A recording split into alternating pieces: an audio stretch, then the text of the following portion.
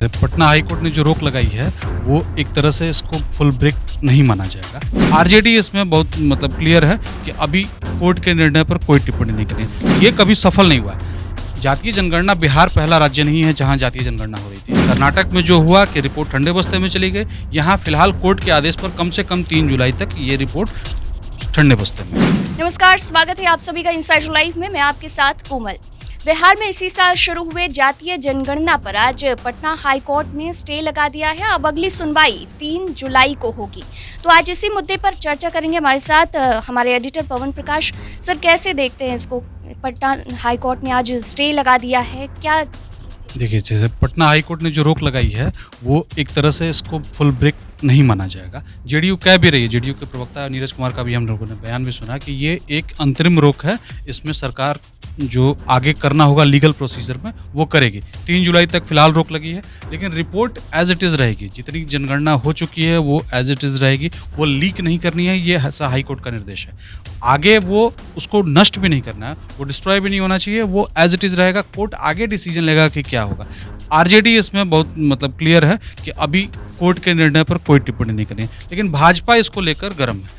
उसका रीज़न देखिए कि जातीय जनगणना की जब शुरुआत की बात जब ऑन द फ्लोर आ रही थी, उस समय भाजपा सत्ता में थी, राजद विपक्ष में थी, लेकिन सबने मिलकर एक डिसीजन लिया और ये इससे और आगे बढ़ गई है। आगे बढ़ने का बहुत आगे नहीं बढ़ पाए क्योंकि सरकार बीच में चली गई। दोबारा जब इनकी सरकार बनी, महागठबंधन की सरकार बनी, तो इन लोगों ने इसको लेकर एक प्रोसीजर शुरू किया और वो प्रोसीजर अब लगभग फाइनल स्टेज में था। लेकिन फिलहाल कोर्ट ने जो रोक लगा दी है तो उससे अब यही कहा जा सकता है कि आज 4 मई है और ये 3 जुलाई तक अब इस पर कोई चर्चा नहीं हो सकती है। 3 जुलाई को कोर्ट क्या निर्देश लेगा या क्या निर्णय लेगा, उसके हिसाब से चीज़ें आगे चलेंगी। अभी आपने कहा ना कि आरजेडी इस पर अभी कुछ भी नहीं बोल रही है, लेकिन जातीय जनगणना के मुद्दे पर ही पहली बार नीतीश और तेजस्वी साथ नजर आए थे और दिल्ली का भी रुख किया था। दोनों साथ गए थे, बात चली थी। तो आरजेडी का रुख क्यों नहीं साफ हो रहा है? जातीय जनगणना की जो डिमांड है वो आरजेडी की बहुत पुरानी है। लालू यादव भी ये डिमांड करते रहे थे। उसके बाद से तेजस्वी यादव आए तो उन्होंने इसको और मुखर होकर इस पर बात की। दूसरे राज्यों में भी इस पर चर्चा चल रही है। अभी ओडिशा में भी ये शुरू हो चुका है। एक सोशल सर्वे के नाम से ओबीसी की कास्ट की काउंटिंग शुरू हो गई है। अलग अलग राज्यों में इसकी डिमांड होती रही है। अखिलेश यादव कहते रहे हैं। महाराष्ट्र में भी एक तबका है जो ये कहता है कि जातीय जनगणना की जानी चाहिए ताकि आरक्षण को रिवाइज किया जा सके या आरक्षण की समीक्षा हो सके या उस पर बात हो सके। लेकिन ये कभी सफल नहीं हुआ। जातीय जनगणना बिहार पहला राज्य नहीं है जहां जातीय जनगणना हो रही थी, आखिरी भी नहीं है क्योंकि उसके बाद ओडिशा में शुरू हुआ और पहले कर्नाटक में हम लोगों ने देखा है कि 2014-15 में सिद्धारमैया जब कांग्रेस के सीएम थे तो उन्होंने जातीय जनगणना के लिए एक 150 करोड़ रुपए का फंड अलॉट किया। वो शुरू हुआ, लेकिन जब वो उसकी रिपोर्ट आई तो उसमें ये रिपोर्ट बाहर आ ही नहीं सकी क्योंकि उस रिपोर्ट को सरकार ने भी नहीं माना। लेकिन जो मीडिया रिपोर्ट्स बताती हैं कि उस जातीय जनगणना वाली रिपोर्ट में लिंगायत और वक्कालुगा जो वहाँ के जो प्रमुख समुदाय है उनकी संख्या कम हो गई थी। ओबीसी की संख्या में बेतहाशा वृद्धि हो गई थी। वो सरकार को भी नहीं पची तो सरकार ने उस रिपोर्ट को जारी नहीं किया। 150 करोड़ रुपये वहाँ का फंड था। बिहार में ये फंड 500 करोड़ रुपये है।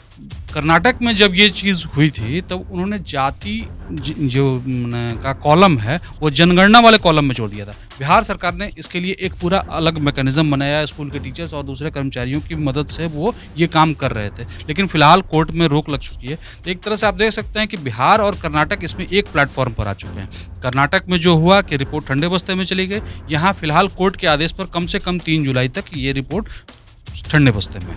3 जुलाई को अब कह रही है कोर्ट की सुनवाई, अगली सुनवाई होगी। लेकिन कर्नाटक में भी ऐसा ही देखा गया था कि वहाँ भी ऐसे ही जनगणना न हुई, लेकिन वो जो रिपोर्ट था वो रिलीज़ नहीं किया गया। क्या लगता है बिहार में भी कुछ इसी तरह का हो सकता है? ये पूरी तरह से कोर्ट पर डिपेंड करेगा। कोर्ट ने एक प्राइमरी जो ये अंतरिम आदेश जो कहते हैं वो रोक लगाई है। रोक लगाने के साथ सिर्फ डेटा रिलीज नहीं करने की बात की। डेटा लीक नहीं होनी चाहिए, डेटा नष्ट नहीं करना है। सब कुछ डेटा एज इट इज जैसे है वो उसको कंपाइल्ड फॉर्म में रखना है। आप उसमें आज से कोई काम नहीं कर सकते हैं। फिलहाल 3 जुलाई तक, 3 जुलाई के बाद से कोर्ट का क्या आदेश होता है उस पर वो क्लियर होगा कि आगे क्या कर सकते हैं।